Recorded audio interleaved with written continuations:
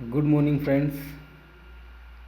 Actually UPPCL में executive assistant की vacancies निकली हुई हैं, तो इसकी इन्फॉर्मेशन मैं इसलिए दे रहा हूँ बिकॉज़ इसमें जो पेपर है वो दो भाग में पेपर होगा। इसका फर्स्ट जो भाग होगा उसमें आपका कंप्यूटर की नॉलेज पूछी है और सेकंड पार्ट में आपके हिंदी, इंग्लिश, रीजनिंग और जीएस।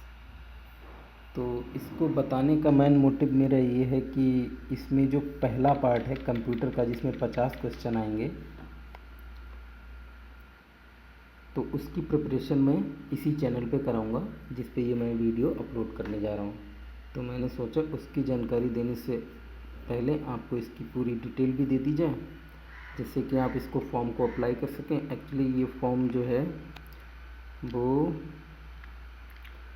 27 तक इसका लास्ट पेमेंट है और 27 तक आप भर सकते हो इसी 9वें महीने की। और ये जो है आई थिंक 19 तारीख को 19/8 को ये स्टार्ट हो गया था फॉर्म, ठीक है। और लास्ट डेट है इसकी 27/9, ठीक है। तो आप लोग सरकारी रिज़ल्ट पे जाके इस फॉर्म को भर दीजिए। और इसके फर्स्ट पार्ट की प्रिपरेशन जो मैं इसी चैनल पे कराऊंगा, अगर आप लोग करना चाहें तो आप इस चैनल को सब्सक्राइब कर लीजिए। कल से मैं जो फर्स्ट पार्ट है उसकी तैयारी कराना शुरू कर दूंगा। नीचे मैं आपको दिखाने वाला हूँ कि एक्चुअली इसमें फर्स्ट पार्ट में क्या क्या पूछा जाएगा। बाकी डिटेल आपको यहाँ से पता ही चल रही होगी। एक्चुअली मैं इसे इरेज कर देता हूँ। तो चलिए मैं कुछ इसकी बेसिक डिटेल आपको दे दे रहा हूँ। इसमें एग्जीक्यूटिव असिस्टेंट, ठीक है, ये हमारी जॉब निकली है एग्जीक्यूटिव असिस्टेंट। इसमें 416 अनारक्षित किए हैं, ईडब्ल्यूएस की 103, अन्य पिछड़ा वर्ग की 273, अनुसूचित जाति की 216 और अनुसूचित जनजाति की 20 वैकेंसीज निकली हैं, ठीक है। बाकी इसमें एक इम्पॉर्टेंट बात यह है कि आवेदन करने वाले के पास ये देखिए पॉइंट, आवेदन करने वाले अभ्यर्थी के पास आधार कार्ड अथवा विद्यमान फोटो युक्त पहचान पत्र होना अनिवार्य है। उपयुक्त पदों पर आरक्षण का लाभ केवल उत्तर प्रदेश राज्य के मूल निवासियों को ही अनुमन्य है। अन्य प्रदेश के अभ्यर्थी अनारक्षित वर्ग के अंतर्गत आवेदन कर सकती है। तो आपको सभी को पता होगा कि अदर स्टेट का बंदा होगा तो वो यहाँ पे जनरल ट्रीट होगा, जैसे कि हम लोग अलग ट्रीट होते हैं, ठीक है। तो इसकी मेन चीज़ क्या है कि इसमें आवेदकों की संख्या अधिक होने पर स्थिति में ऑनलाइन परीक्षा सीबीटी, ये इम्पोर्टेंट बात हो गई। अब नेक्स्ट नीचे देखिए, इसमें हाँ एक और इम्पोर्टेंट चीज़ वो क्या है कि आपकी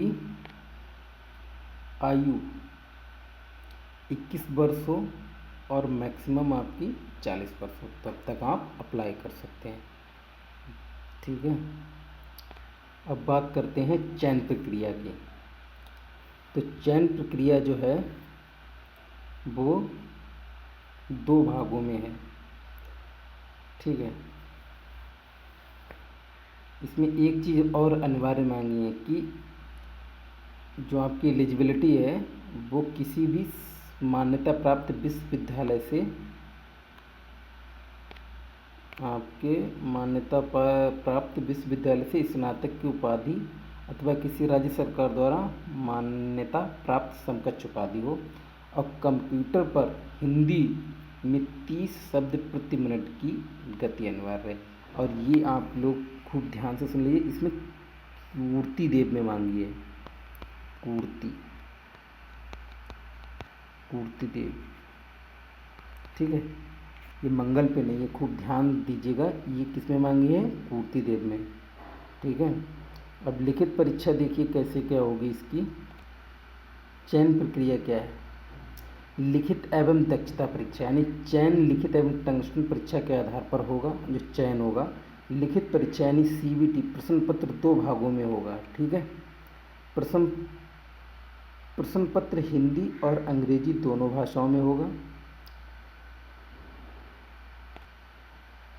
तो जैसा कि मैंने आपको बताया है कि प्रश्न पत्र हिंदी और अंग्रेजी दोनों भागों में होगा। ठीक है, प्रथम भाग में क्या है, प्रथम भाग में लिखित परीक्षा में NIELIT NILIT होता है, एक जो CCC के स्तर का कंप्यूटर ज्ञान से संबंधित प्रश्न पत्र होता है। ठीक है, तो इसमें क्या होता है, कंप्यूटर के बेसिक्स क्वेश्चन पूछे जाते हैं जो CCC के स्तर के होते हैं, जिसमें 50 प्रश्न होंगे।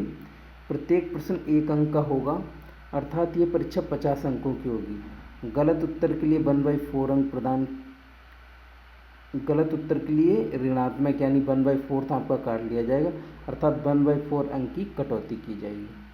दूसरा क्या, कंप्यूटर ज्ञान के प्रथम भाग की इस परीक्षा में कम से कम 20 अंक प्राप्त करना अनिवार्य होगा, अन्यथा की स्थिति में संबंधित अभ्यर्थी को अहर ना मानते उसकी लिखित परीक्षा के द्वितीय भाग का मूल्यांकन नहीं किया जाएगा। तो समझ लीजिए आप कि प्रथम भाग कितना इम्पोर्टेंट है। अगर आप इसमें 20 अंक लाएंगे तभी आपका अगला मार्क्स चेक होगा और आप उसमें सिलेक्ट होंगे या नहीं। तो फर्स्ट पेपर बहुत इम्पोर्टेंट है, तो इसी की मैं तैयारी इसी चैनल पर करवाऊँगा और मैं प्रॉमिस करता हूँ कि आपको जो क्वेश्चन मैं कराऊँगा 20 तो आराम से आ ही जाएंगे, अगर आप जो मैं डेली क्लास कराऊँगा अगर वो करेंगे आप तो अगर आपको क्लासेस करनी तो मेरे चैनल को सब्सक्राइब कीजिए और मैं कल या परसों से एक ही क्लास स्टार्ट कर दूंगा। ठीक है, दूसरी इम्पोर्टेंट बात इसमें है कि जो द्वितीय भाग है, द्वितीय भाग हमारा जो है, द्वितीय भाग परीक्षा के द्वितीय भाग में निम्नांकित पाठ्यक्रम से संबंधित प्रश्न पत्र होगा, जिसमें प्रत्येक प्रश्न 1 अंक का होगा और प्रत्येक गलत के लिए 1 अंक काट लिया जाएगा। तो आप इसे बहुत ध्यान से सिलेबस देख लीजिए। ये वाला ये सामान्य ज्ञान के 25 क्वेश्चन 25 नंबर, तार्किक का 45 क्वेश्चन 45 नंबर, सामान्य हिंदी 55 क्वेश्चन 55 नंबर, सामान्य अंग्रेजी 55 क्वेश्चन 55 नंबर, टोटल हुआ 180। ठीक है, तो आपको सिलेबस पता चल गया, एलिजिबिलिटी पता चल गई और कंप्यूटर का भी कोर्स पता चल गया कि CCC लेवल का आएगा, उसकी टेंशन करने की ज़रूरत नहीं है, वो मैं कराऊंगा आप लोगों को। ठीक है, देखिए द्वितीय भाग तक हो गया। अब तृतीय भाग में हमारा क्या है, जो बंदे सिलेक्ट होंगे, ठीक है, क्या होंगे, जो बंदे सिलेक्ट होंगे तृतीय भाग में, यानी कि द्वितीय भाग की लिखित परीक्षा में प्राप्त किए अंकों की मेरिट के आधार पर हिंदी व अंग्रेजी परीक्षा हेतु आमंत्रित किए जाने वाले व्यक्तियों की संख्या का निर्धारण विद्युत सेवा आयोग द्वारा किया जाएगा। प्रतिबंध ये होगा कि किन्हीं भी परिस्थितियों में आमंत्रित किए जाने वाले व्यक्तियों की संख्या रिक्तियों के सापेक्ष 3 गुने से कम नहीं होगी, यानी 3 गुने बंदे बुलाए जाएंगे। और तृतीय भाग में क्या, हिंदी एवं अंग्रेजी टंकण हेतु कंप्यूटर पर 5 मिनट की परीक्षा लेना होगा प्रतिभाग, जिसके आधार पर टंकण गति का निर्धारण किया जाएगा। ठीक है, जो हमारी वो टाइपिंग होगी। ठीक है, और क्या, हिंदी टंकण की परीक्षा पूर्ति देव 010 या 016 फॉन्ट में ली जाएगी।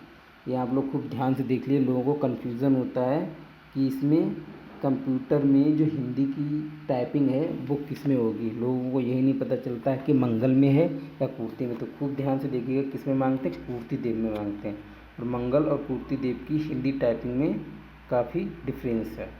ठीक है, अगला क्या है, चयन हेतु टंकण के न्यूनतम 30 शब्द प्रति मिनट की गति प्राप्त करना अनिवार्य होगा, अर्थात हिंदी टंकण हेतु इस गति को प्राप्त न करने वाले अभ्यर्थियों की चयन प्रक्रिया से बाहर हो जाएंगे। ठीक है, अब इसमें क्या, टंकण में 20 अंक निर्धारित होंगे। 20 अंक मात्र ऐसे अभ्यर्थियों को प्रदान किए जाएंगे जो हिंदी टंकण में निर्धारित न्यूनतम 30 शब्द प्रति मिनट की गति के साथ ही अंग्रेजी टंकण में भी न्यूनतम 35 शब्द प्रति मिनट की गति प्राप्त किए हों, अन्यथा की स्थिति में कोई अंक प्रदान नहीं किया जाएगा। समझ रहे हो आप? तो आपका तीसरा पार्ट भी बहुत इम्पोर्टेंट रोल अदा कर रहा है, यानी कि आप कि जब तक टाइपिंग परफेक्ट नहीं होगी तो भी दिक्कत हो सकती है। तो आई थिंक मैंने आपको कंप्लीट जानकारी आपको इसकी दे दी है, और बाकी कोई इतनी खास इम्पोर्टेंट जानकारी नहीं है। जो इम्पोर्टेंट चीज़ें थी वो मैंने आपको सभी बता दी हैं। तो इस आधार पे ही आपका फाइनली चयन होगा। ठीक है, आई होप आपको वीडियो अगर नॉलेजेबल लगी हो तो वीडियो को शेयर कीजिए, लाइक एंड सब्सक्राइब कीजिए, और अगर आपको कंप्यूटर की तैयारी करनी है तो चैनल को ध्यान से सब्सक्राइब कर लीजिएगा। मैं इसी की CCC जो प्रथम भाग है उसकी तैयारी इसी चैनल पर कराऊंगा। Thank you so much to everyone, take care to all of you, जय हिंद।